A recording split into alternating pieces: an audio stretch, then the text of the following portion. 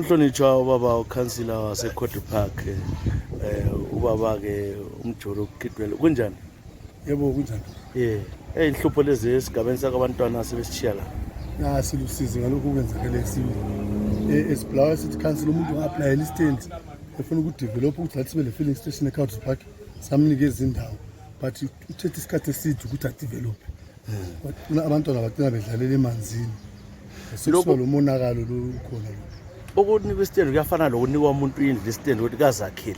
Ngase ithengile into sesingesakhe. I-council siphumile si-private property. I-council ayisangeni indawo. Sesilesikhathi singanani?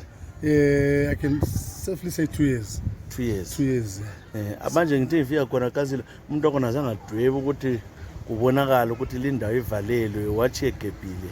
Kodwa lokho asoje umsebenzi nje ukuthi kwena kumele ube ngobani? Kumele ube umsebenzi we-EMA lo ukuthi wabona ukuthi ama safety measures are put in place so that to protect our residents. Umsebenzi we-EMA lo. Abantu bakhala khona bana eCourt Park laphana ngendlela le yabenze ngayo labo kugibha bachiye. Usowababona bona abantu begarage lebo bakhuluma la. Yes, sengiyaxoxisana lazo. They are willing to assist our families. They are very sorry lapho. Ukubancedisa ngento evale ama-funeral expenses. Kodwa bakhala la bathi bazayathini kade bazayakha yini? Bayakha njengokhansela wesigaba sekumele ngithi futhi down imake sure ukuthi development iba khona. Ubaxotshanisa. Baxotshanisa. Bagcine befakile lelo garage. Ngoba mbona lapha ngaphela abantwana abaningi abanye bazahawukela babuye bazojikela. Just sengikhulume nabo mbalike just 1 week ukuthi bafake i-perimeter fence. Okay. They will do that by Monday or Tuesday. So kunjena nje ke kade uhlupho eCourt Park siyabona ngowe wena lapha inkobulawo olelekishela ikhulu kudlula wonke. Kunjani kwa lokozeni usathina abantu bakhala ngamagetsi landani umsebenzi wakho unzima lapha council asokudlala. iCourt Park is the biggest ward eBulawayo. You can safely say there are 2 wards in 1 ward. I've been lobbying government now and again, but government has been coming in very handy. Isincedisa. Now sesile primary school imali devolution sesile Tara le bridge imali devolution igovernment yancedza yini. Uzohulumende ke saxoxa lo July Moyo wathi kumele ibe yidorobho wathi kuyini kumele wathi kumele idorobho ibe town. Kumele nikwe town status. So we are working towards that. Iso izaba siyitown nje ukuthi esitungisa njengesitungisa la se operator yodwa ngekho underblow sile council yayo lo mayor wayo.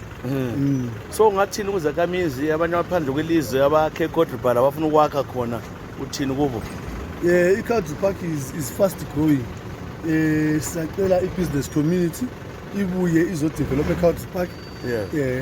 Ama stands, I'm ready to avail stands for those who want to put investment in Court Park.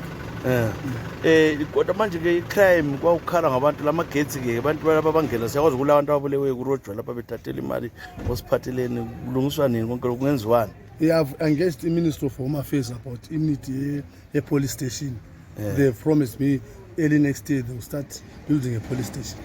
Ngoba ukuthi kube ngokuyilo okuyi-satellite okuncane okabe kusiyelo vele ukhatshana abantu abaningi ukhatshana kakhulu silama police bases eCourt Park. Njalo amapholisa avele malutshwana. Kuyino crime rates. Tshela ke uZulu abaseCourt Park izakhamizi zeCourt Park ubathembisana umnyaka lo obuyayo ukuthi iyakhulisa phambili iCourt Park uma kwenzakala.